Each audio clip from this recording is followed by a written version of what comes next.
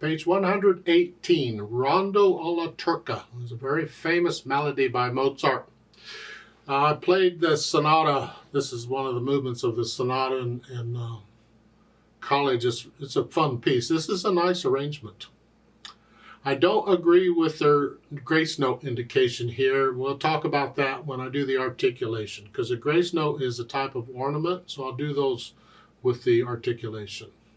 They're introducing a new symbol called a tenuto. And a tenuto is another type of articulation, Mark. So I'll talk about that when we get to the articulation portion of the lesson. So first, let's just look at this. It looks kind of ugly with all these 16th notes. Well, we'll take a look. It's about a page and a half long, treble and bass clef, no sharps or flats in the key signature, so it's either in the key of C major or A minor. You have to kind of look around. It's ending on A's, and we got A minor chords all over. I'm guessing it's an A minor, but just do the scales on both. The C major and A minor scale, make sure you're doing both of those. And 2/4 time signature, but we got 16th notes. 1 ienda, 2 ienda. When you're first learning it, you can slow that way down. 1 ienda, or you can even think eighth notes on that. Just pretend it's an eighth notes, and there's 4 beats in a measure.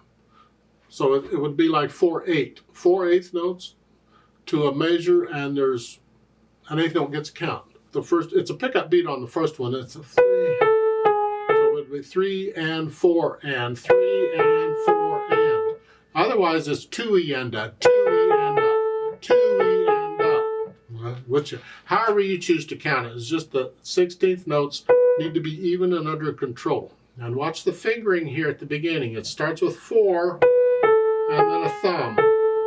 This is a very common fingering for this kind of passage, because you get this kind of passage a lot. And we use this fingering. It's like ba-da-da-dum, 4, 3, 2, 1, ba-da-dum, like that. Like that, except the thumb is stuck under. Rather than, doesn't matter where the thumb is as long as you stay relaxed. And we use this fingering a lot. So this is a good fingering here. And again, same fingering.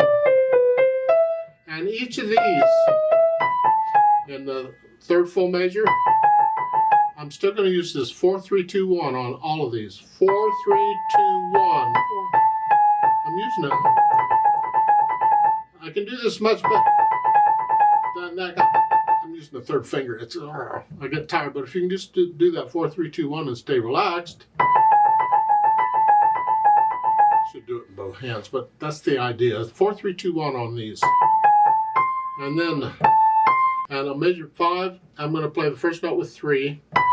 And then you just come across. It's a little awkward. So on measure 4, you're here. And for measure 5, just come down and use 5th finger. It works. Take my word for it. It works. Here. And then it's 2, 4. Like so. And that F sharp is good for the rest of the measures. So all of those Fs are sharped. Measure 5 again here.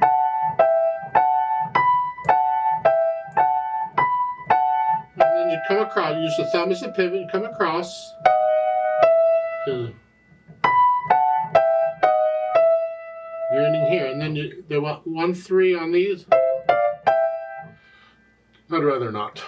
It's a beginner's fingering. It's kind of fun, but I would prefer not. So I'm going to do a 1, 3. This is the last little bit on page 118. The last 2 notes is 1, 3, 2, 4, and then measure 9. I'm going to start with a 3, 5, and then a 1, 3. See, those are repeated notes.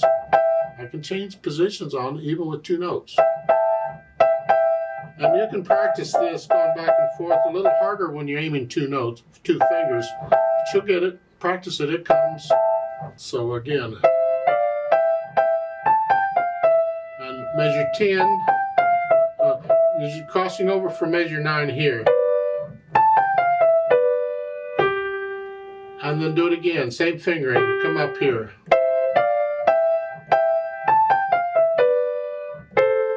Measure 13, same thing as measure 12. So I'm going to use the same fingering throughout.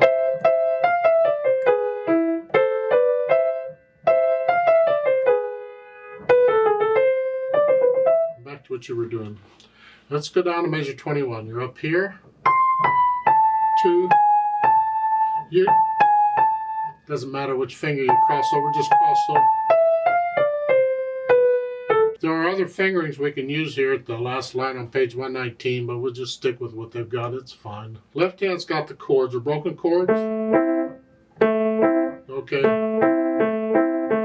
And measure 5 come down there. Just eighth notes. 1. I have a habit, so I might do this. When I get these repeated notes, if I do a 1, 2, 1, it's just a habit I have on repeated notes. I don't like using the same finger all the time. If I do that in the lesson, it's just you can use 1 on all of those if you want. Then measure 9, you're down. Just a broken C chord. Measure 13 is okay. Measure 17 back. Measure 21, you're here. And here. Here. And here. How you finger the next to the last measure, it's up to you. The fingering in the book is fine. Then you put the hands together here.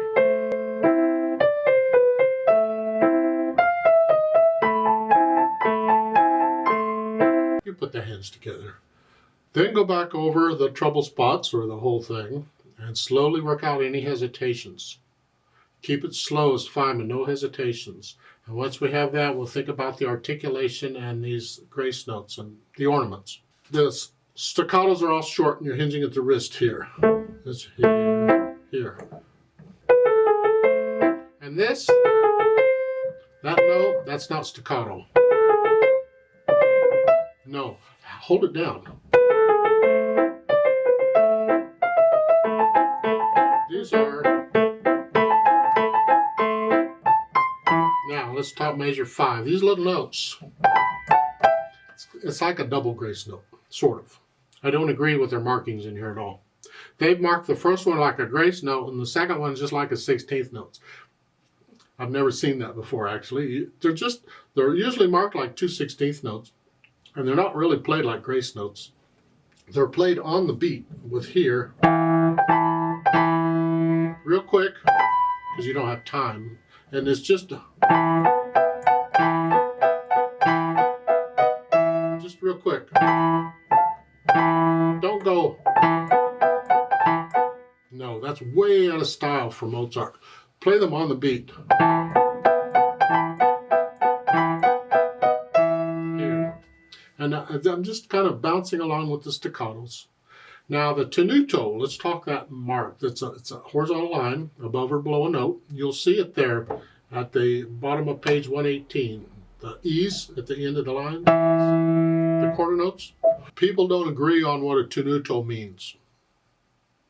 A big surprise.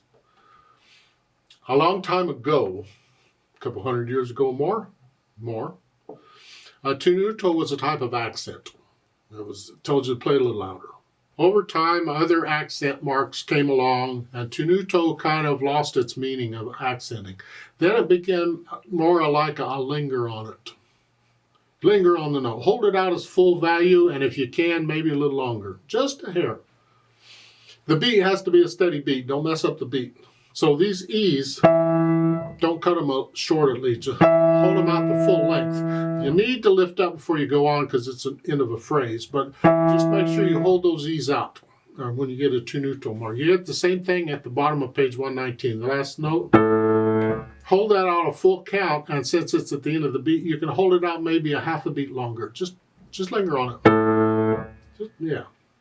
That's all we use them for. Some people will tell you accent them. I think that's rather unmusical to accent the last note. I just linger on them. You know. Now, you have to take it on a case-by-case basis because it depends on the publisher and how they meant it to be used. because in a lot of Rachmaninoff music, I've noticed that he points out where the melody is, because the melody is usually buried someplace in the music. He points out where the melody is with tenuto marks. He's telling you. And those, you would play those out a little bit. Give them a little more stress. Not like an accent on piano would be, but they would actually be a little louder notes. See, an accent, only the beginning of the note should be loud, and the rest of the notes should be the same. But with a tenuto, it would be, the whole note would be a little louder on those. However, with piano, we can't do that. We just play them. And I say, don't worry so much about the accent. Linger on them. You can figure out if they meant it to be an accent or not by playing it, and does it make sense? Should I accent that note or not? Yeah. So once you've done the articulation, then we think about the dynamics. And that applies to the right hand mostly. It's melody. MP is mezzo piano, sort of saw.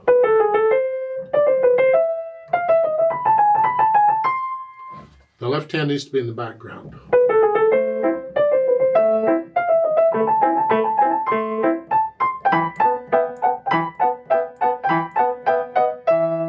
Now, bottom of the page, the last two notes on page 118, it's MF. Mezzo forte, you go up.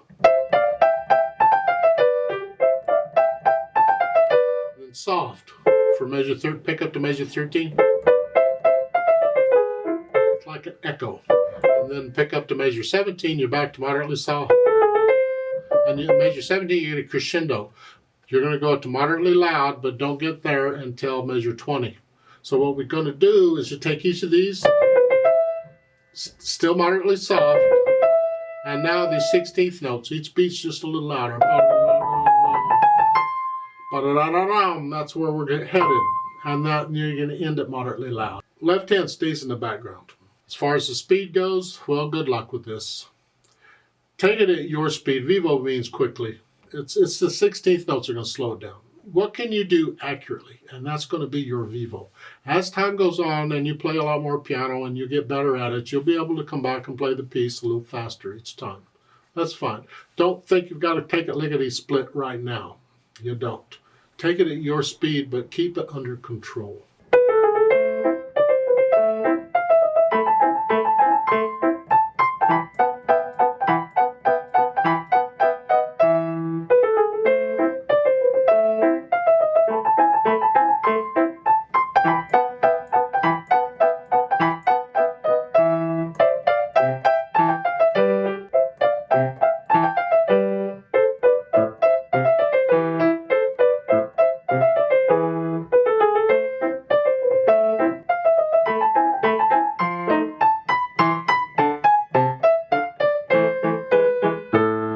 Don't copy me. You don't have to go that fast. You want to go?